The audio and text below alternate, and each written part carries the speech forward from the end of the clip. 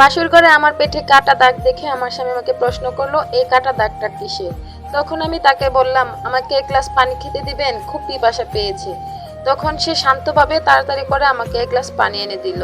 পানিটা শেষ করতে না করতেই সে আমাকে আবার প্রশ্ন করলো, তোমার পেটে কাটা দাগটা কিসের। তখন আমি তাকে বললাম, আমি তো আপনার সাথে বিয়ের আগেই সবকিছু শেয়ার করতে চাইছিলাম, কিন্তু আমার মা বাবা বড় বোনের জন্য আমি কিছুই আপনার সাথে শেয়ার করতে পারিনি। আমি অনেকবার চেষ্টা করেছি আপনার ফোন নাম্বারটা নেওয়ার জন্য, আপনার সাথে একটু কথা বলার জন্য, কিন্তু আমি পারিনি। আমার কথা শুনে সে একটু বিরক্ত বোধ করতেছে। সে বিরক্ত বোধ করে আমাকে বলল, এত ঘুরিয়ে পেঁচিয়ে না বলে সোজা সাপটা বলে দাও, ওই দাগটা আসলে কিসের। তখন আমি তাকে বলি, আমি যখন ক্লাস 9-এ পড়ি আমার একটা ছেলের সাথে রিলেশন ছিল 4 থেকে 5 মাসের। সে ছেলেটা হঠাৎ করে একদিন আমাকে ফোন করে বলল তার নাকি জন্মদিন, সে নাকি আমাকে ছাড়া কেক কাটবে না। আমার বয়স ছিল অনেক কম, তাই আবেগের ঠেলায় কিছুই বুঝতে পারিনি। আমি সাথে সাথে আমার মাকে গিয়ে বললাম যে মা, আমার একটা বান্ধবীর জন্মদিন, আমি তার বাড়িতেই রাতে থাকবো, খাবো, কোনো টেনশন করো না। তখন আমার মা ছিল গ্রামের সহজ সরল, আমাকে কিছুই জিজ্ঞাসা না করে আমার বান্ধবীর সাথে যেতে দিল। আমিও আমার 2 বান্ধবীর সাথে সাথে রেডি হয়ে বের হয়ে পড়লাম। সারাদিন আমার বয়ফ্রেন্ডকে নিয়ে ঘোরাঘুরি করেছি। ঘোরাঘুরি করার পর যখন সন্ধ্যা হয়ে গেল তখন আমরা সবাই মিলে কেক কাটলাম। আমার বয়ফ্রেন্ড যখন কেক কাটার পরে আমাকে কেক খাইয়ে দিচ্ছিল তখন আমার মাথাটা কেমন জানি ঝিমঝিম করছিল। তারপর আর কিছুই বলতে পারি না। তার সাথে আমার কথা ছিল কেক কাটার পর আমি আমার বান্ধবী বাড়িতে থাকবো, রাতে ঘুমাবো, কিন্তু আমার বান্ধবী যে তার সাথে মিলে এত বড় প্ল্যান বানাবে আমি কিছুই জানতাম না। সকালে উঠে দেখি আমার মা আমার মাথার পাশে বসে আছে। আমি অবাক হয়ে মাকে জিজ্ঞেস করলাম, মা আমি বাসায় কিভাবে আসলাম। তখন আমার মা উত্তরে বলল, তোর 2 বান্ধবী এনে তোকে দিয়ে গেল ভোরবেলা। আমার মা এতটাই সহজ সরল ছিল যে আমার 2 বান্ধবী এবং আমাকে কোনো রকমই ডাউট করে নাই। মায়ের এসব কথা শুনে আমি সাথে সাথে আমার বয়ফ্রেন্ডকে ফোন করি, কিন্তু আমার বয়ফ্রেন্ড 1000টা কল দেওয়ার পরেও একটা কলও রিসিভ করে নাই। 2-3 দিন পর থেকে যখন স্কুলে যাচ্ছিলাম তখন আমার বান্ধবীরা আমার সাথে আর আগের মতন কথা বলে না, মেলামেশা করে না, কিন্তু আমি তো কিছুই বুঝতে পারতেছি না তারা আমার সাথে কেন এরকম ব্যবহার করছে। আমার বান্ধবীদের এসব আচরণ আর আমার বয়ফ্রেন্ডের এসব আচরণ দেখে আমি প্রায় অবাক হয়ে যাচ্ছিলাম। অবাক হয়ে প্রায় 1 সপ্তাহ কাটিয়ে দিলাম। 1 সপ্তাহ পরে আমি আবার বয়ফ্রেন্ডকে হাজার কল করি, তার মধ্যে দিয়ে একটা কল সে ভুলক্রমে রিসিভ করে ফেলে। তারপর আমাকে সে বলে, কেন আমাকে এতবার কল দিয়ে বিরক্ত করছো, তুমি কি একটু বুঝতে পারছো না তোমার সাথে আমি আর রিলেশন রাখতে চাই না।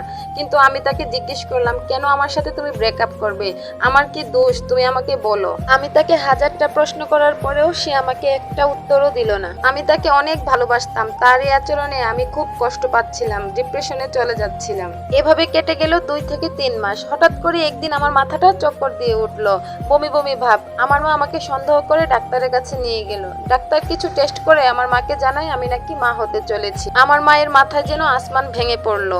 আমার মা বাসায় এনে আমাকে অনেক মারধর করলো। যে বাবার চোখ দিয়ে কোনোদিন পানি পড়েনি সেই বাবা আজ অঝরে কান্না করছে। মা বাবা 1000টা প্রশ্ন আমার উপর ছড়িয়ে দিচ্ছিল, কিন্তু তাদের কোনো প্রশ্নের উত্তরই আমার কাছে ছিল না। হঠাৎ করে আমার মনে হলো ওই দিনের জন্মদিনের কথা, আমার ভালোবাসার মানুষের সাথে ব্রেকআপ হওয়ার কথাটা। আমি সব বুঝতে পারছিলাম কেন সে আমার সাথে ব্রেকআপ করেছিল, কেন সেদিন আমার মাথাটা ঝিমঝিম করছিল, আমার বান্ধবীরা কেন আমার সাথে কথা বলা বন্ধ করে দিয়েছিল।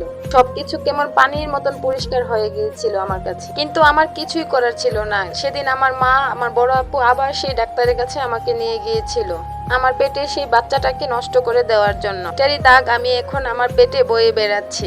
এখানে আমার দোষটা কোথায়? আমি তো তাকে অনেক ভালোবেসেছিলাম, অনেক বিশ্বাস করেছিলাম। সব কথা শুনে আমার স্বামী বলে উঠলো, আমার তোমার সাথে সংসার করা সম্ভব না, আর এখানে তোমার কোনো দোষ আছে কিনা সেটার বিচারও আমি করতে চাই না। তোমাদের সবার উচিত ছিল আমার বিয়ের আগে আমাকে সব কথা খুলে বলা। তোমার সাথে আগে কি হয়েছে না হয়েছে সেটার খেসারত আমি কেন দিতে যাব? আমি চাই না তোমার এবং তোমার ফ্যামিলির মান সম্মান আমার ফ্যামিলির কাছে নষ্ট হোক। তাই সকালবেলা উঠেই আমি চুপচাপ গাড়ি ঠিক করে দেব, তুমি তোমার বাপের বাড়ি চলে যাবে। ডিভোর্স লেটারটা তোমার বাড়িতে ঠিক সময়ই পৌঁছে যাবে। তোমাকে জেনে শুনে কেউ ধোঁকা দিয়েছে, তাই বলে তুমিও আবার অন্য কাউকে জেনে শুনে ধোঁকা দেবে, এটা তো ঠিক হতে পারে না। আশা করি তুমি আর তোমার ফ্যামিলি আমার ডিভোর্স দেওয়া নিয়ে কোনো ঝামেলায় জড়াবে না। আর যদি তাহলে তোমার ফ্যামিলি মিলে কোনো ঝামেলায় জড়াতে চাও, কথা একটি বারের জন্য হলেও করব না। আপুদেরকে বলছি, ভালোবাসা হতেই পারে, ভালো একজনকে লাগতেই পারে, কিন্তু তাকে অসম্ভবভাবে বিশ্বাস করতে যাবেন না। কাউকে ভালোবাসলে অন্ধের মতো ভালোবাসতে যাবেন না। কাউকে যদি এতই বিশ্বাস করতে ইচ্ছে হয় তাহলে অন্ধের মতন বিশ্বাস করতে যাবেন না। কাউকে যদি ভালোবাসতে চান তাহলে অন্ধের মতন ভালোবাসতে যাবেন না। কাউকে যদি বিশ্বাস করতে ইচ্ছে হয় তাহলে তাকে অন্ধের মতন বিশ্বাস করতে যাবেন না। এই স্টোরিটা একটা আপুর জীবন থেকে নেওয়া। আমার স্টোরিটা যদি আপনাদের কাছে অনেক অনেক ভালো লেগে থাকে তাহলে একটা লাইক, একটা কমেন্ট, একটা শেয়ার করে দিবেন। খুদা হাফেজ।